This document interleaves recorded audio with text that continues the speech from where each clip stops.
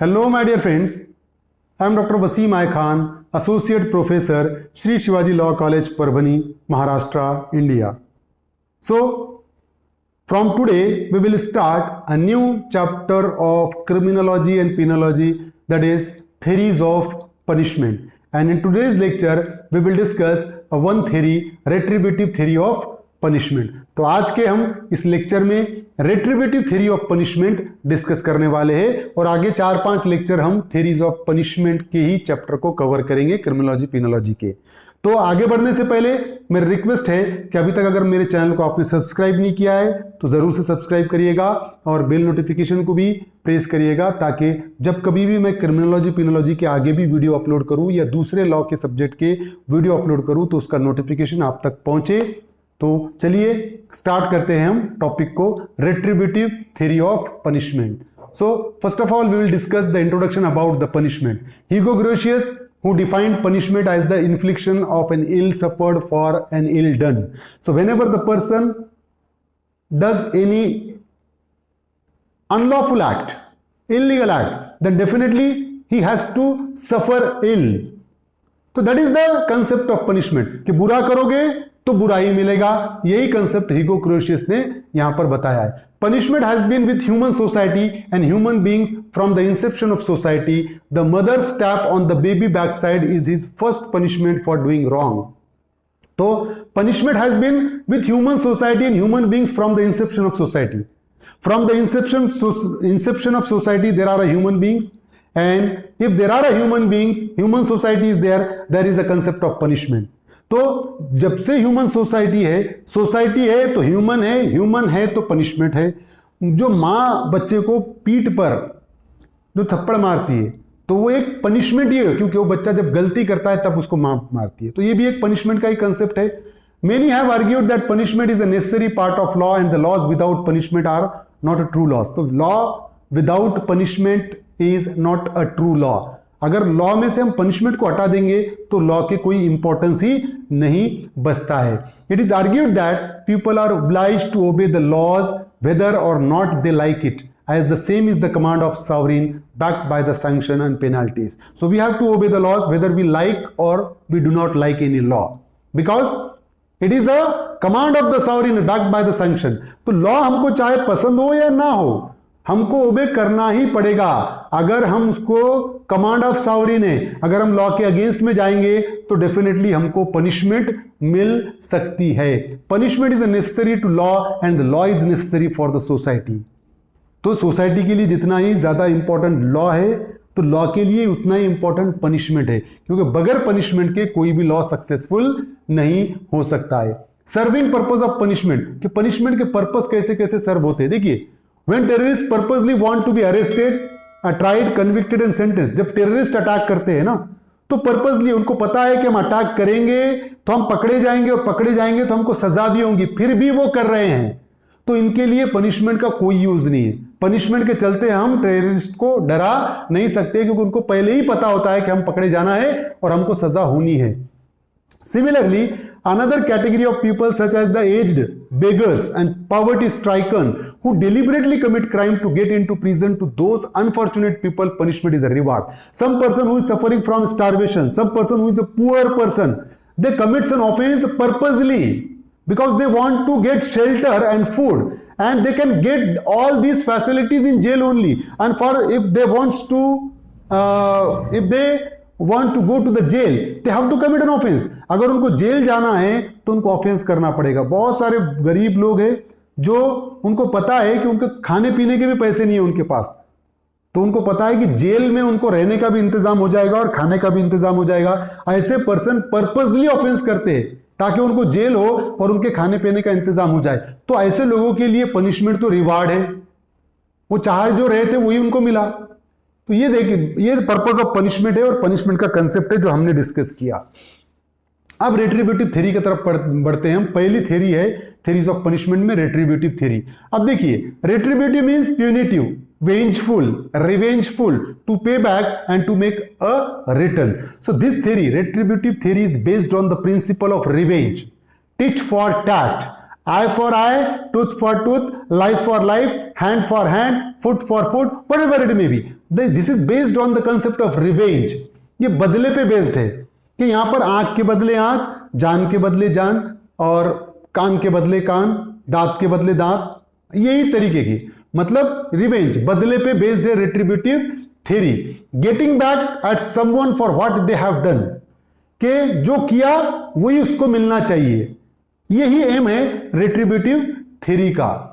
The desire to make the offender suffer not because it is needed so that the guilt is make physically clear, not also because suffering might deter him from future crimes, but simply because it is felt that he deserves to suffer is the essence of retribution. So what is the essence of retribution?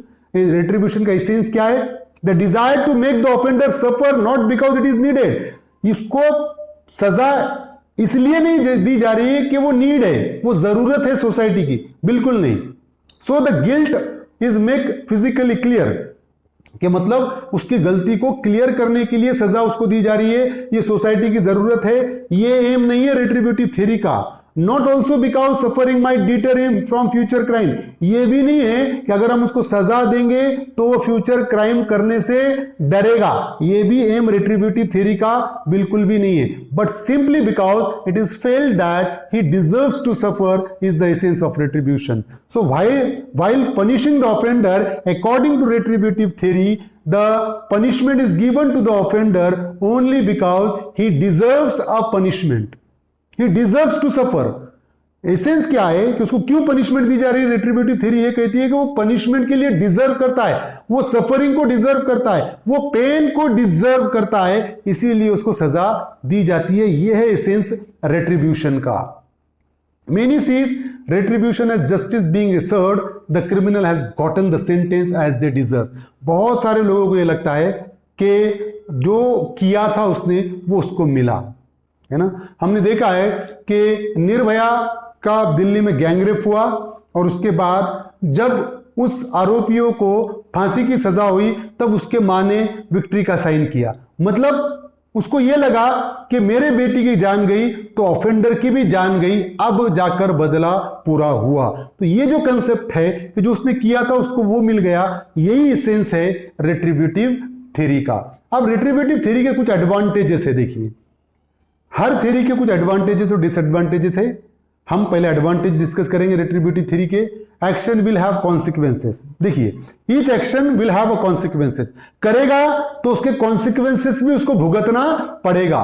तो रेट्रिब्यूटिव theory में तो वही है ना, मैंने किसी का हाथ तोड़ा तो मेरा भी हाथ टूट गया, every action have a consequences. तो एक्शन के कॉन्सिक्वेंसेस है, यह एडवांटेज है कि जो करेगा वो भरेगा। रेट्रिब्यूटिव थ्योरी का एक पहला एडवांटेज है। Second advantage is that revenge can make victims families feel better. So the retributive theory plays a very important role to realize that the victim's family feel better, कि वहां पर रिवेंज जो होता है can make victims family feel better, कि revenge क्या करता है, विक्टिम के फैमिली को अच्छा महसूस कराता है। जैसा कि मैंने बताया ना कि विक्टिम निर्भया वाले में जब आरोपियों को फांसी की सजा हुई तो उसके मां ने विक्ट्री का साइन ये किया, मतलब उसको अब अच्छा लगा, जब उनको फांसी हुई तब अच्छा लगा। तो ये रेट्रिब्यूटिव थ्योरी का एक एडवांटेज कहलाएगा। It can be seen at restoring balance in the society while punishing the offender.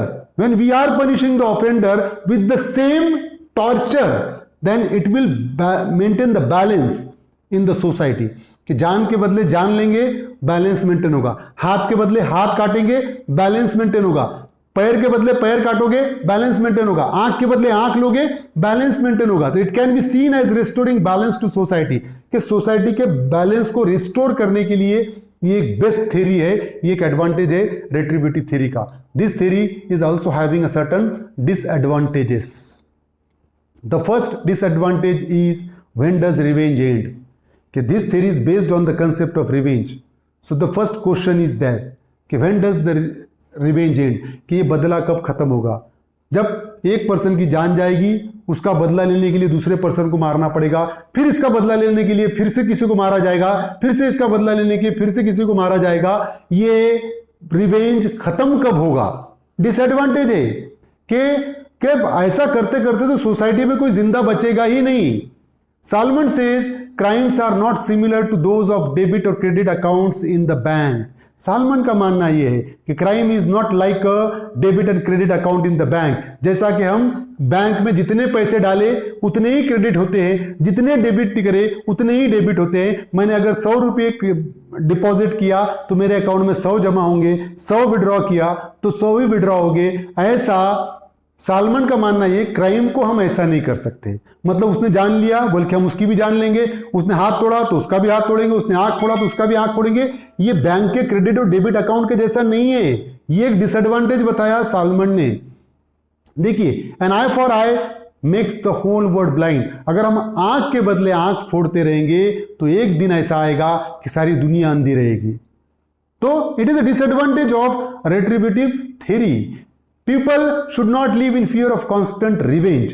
So whenever the retributive theory is applied, the people will live in a fear of constant revenge. कि लोग तो जब रेट्रिब्यूटिव theory रहेगी तो लोग हमेशा बदले के डर में रहेंगे।